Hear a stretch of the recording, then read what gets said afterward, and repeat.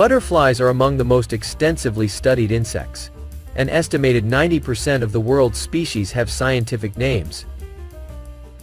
As a consequence, they are perhaps the best group of insects for examining patterns of terrestrial biotic diversity and distribution. Butterflies also have a favorable image with the general public.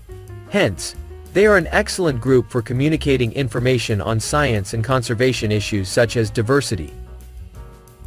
Perhaps the aspect of butterfly diversity that has received the most attention over the past century is the striking difference in species richness between tropical and temperate regions. For example, in 1875 one biologist pointed out the diversity of butterflies in the Amazon, when he mentioned that about 700 species were found within an hour's walk. Whereas the total number found on the British Islands did not exceed 66, and the whole of Europe supported only 321. This early comparison of tropical and temperate butterfly richness has been well confirmed. A general theory of diversity would have to predict not only this difference between temperate and tropical zones, but also patterns within each region, and how these patterns vary among different animal and plant groups.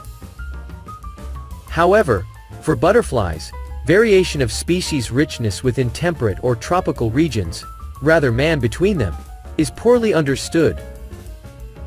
Indeed, comparisons of numbers of species among the Amazon basin, tropical Asia, and Africa are still mostly personal communication citations, even for vertebrates, in other words.